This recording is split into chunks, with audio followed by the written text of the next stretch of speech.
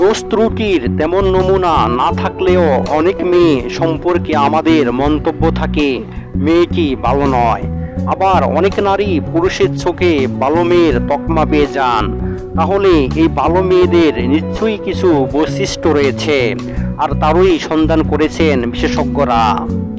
মেয়েদের আচার আচরণের 7টি বিষয় পর্যবেক্ষণ করেই তাকে ভালো মেয়ে বলে মনে করেন সবাই। জেনে নিন সেই বৈশিষ্ট্যগুলোর কথা। নাম্বার 1, সেবিকার মনোভাব।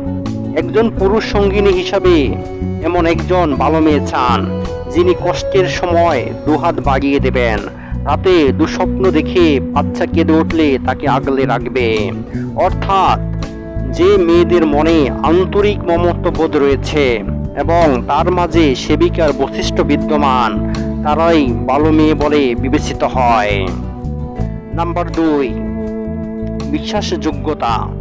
একজন পুরুষ যখন আপনাকে তার হৃদয়টা দিয়ে দেবেন, তখন তিনি চাইবেন তা যেন ভেঙে না যায়, পুরোপুরি বিশ্বাস যায় এমন মেয়েকেই খোঁজেন পুরুষরা। বিশ্বাসযোগ্য বলে যাকে মনে হয় তিনি ভালো মেয়ে।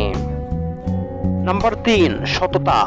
এমন সঙ্গিনী চান পুরুষরা যাকে নিয়ে নির্দ্বিধায় যে কোনো জায়গায় যাওয়া যায়, যে কিনা সঙ্গীর সঙ্গে তার সম্পর্ককে কখনো ভুলে গিয়ে অন্য কিছু করে বসবেন না।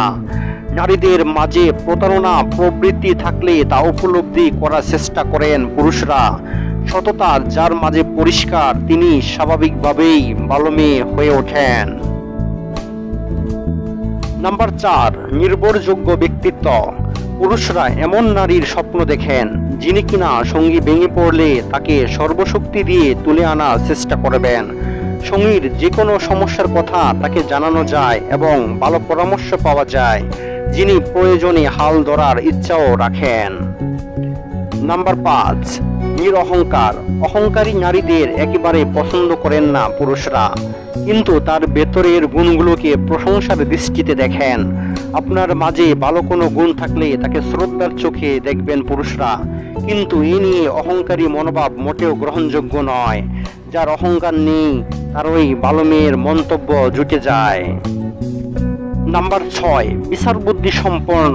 আদালতের বিচারকের মতো জ্ঞান বুদ্ধির দরকার নেই, কিন্তু সাধারণ বিচার বুদ্ধি নারীদের কাছে আশা করেন পুরুষরা। হতে পারে তার সঙ্গীর কালো অতীতকে কখনো তুলে না আনা, অথবা পরিস্থিতি অনুধাবন করে এমন কিছু না করা যা পরিস্থিতি বদলে দেয়, কিন্তু ন্যূনতম বিচার বুদ্ধি থাকলেই তিনি ভালো মেয়ের দলের মানুষ। নাম্বার 7, স্বচ্ছতা। নারীর মাঝে মিথ্যা থাকলে তা কোনো ছাড় দিতে চান না পুরুষরা। যে নারী বাবা মায়ের সঙ্গে দেখা করতে যাবে বলে ডেটিং করতে যান, তাকে নিশ্চয়ই ভালো মেয়ে বলবেন না কোনো পুরুষ। কিন্তু একজন মেয়ে যেমন তার পুরোটা স্বচ্ছ থাকলেই তিনি সবার চোখে ভালো মেয়ে হয়ে ওঠেন।